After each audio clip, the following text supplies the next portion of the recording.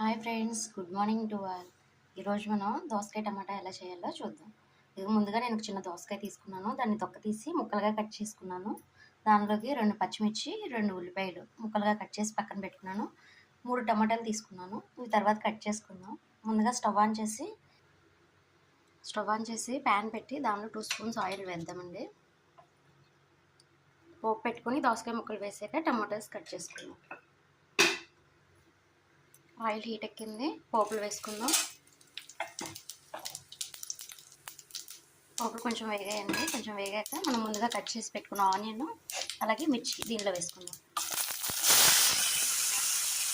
విధంగా ముందుగా కట్ చేసుకున్న ఆనియన్స్ అలాగే మిర్చి వేసుకొని ఒకసారి కలుపుకుందాం.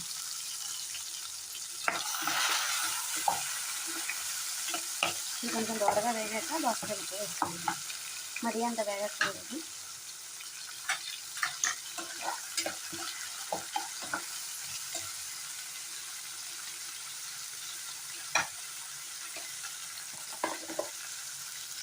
ఇది కొంచెం వేగాక ఒక స్పూన్ అల్లం చిన్నపాయ పేస్ట్ అండి. ముందుగా అల్లం చిన్నపాయ పేస్ట్ వేసుకొని పక్కన పెట్టుకున్నాము. అది వేసి కొంచెం వేయించుకున్నాం. ఇది వేగుతున్నప్పుడే పసుపు కూడా వేసుకున్నాం. ఇవన్నీ ఇట్లా కాసుకొని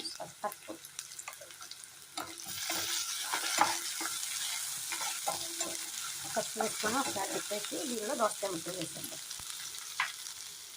మనం ముందుగా కట్ చేసి పెట్టుకున్న దోసకాయ ముక్కలు వేసి కలుపుకుందాం.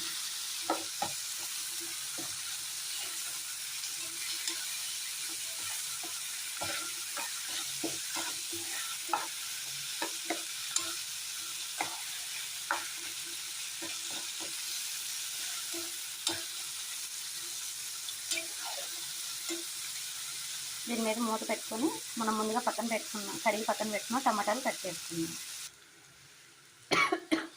ఈ విధంగా ఉడికింది కదండి, ముక్క కొంచెం ఉడికింది. ఇప్పుడు మనం టమాటా ముక్కలు వేసుకున్నాం.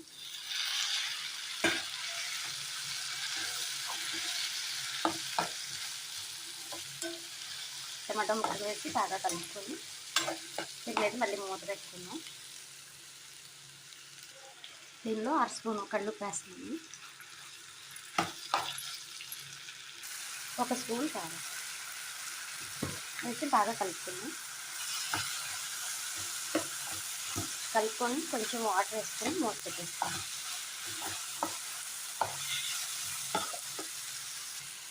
ఇవన్నీ 3 గ్లాస్ వాటర్ వేస్తున్నాము. వేసేసి మనం మూత పెట్టేసుకున్నాం. మూత పెట్టేసుకుంటే దోసకాయ టమాటాలు వాటర్ ఉంటుంది కాబట్టి దీనిలో వాటర్ తీసుకొని చక్కగా మనకు ఉడికిపోతుంది. ఒక 5 మినిట్స్ మూత పెట్టేసి వేద్దాం. ఇదిగోండి, ఈ విధంగా కుక్ అవుతుంది. ఒక 5 మినిట్స్ ఆగాక చూద్దాం.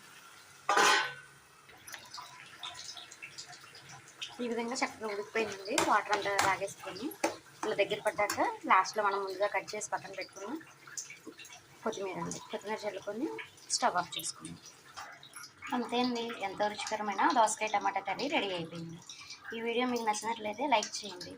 మా ఛానల్ని కొత్తగా చూస్తున్నట్లయితే సబ్స్క్రైబ్ చేయండి. Thank you to all.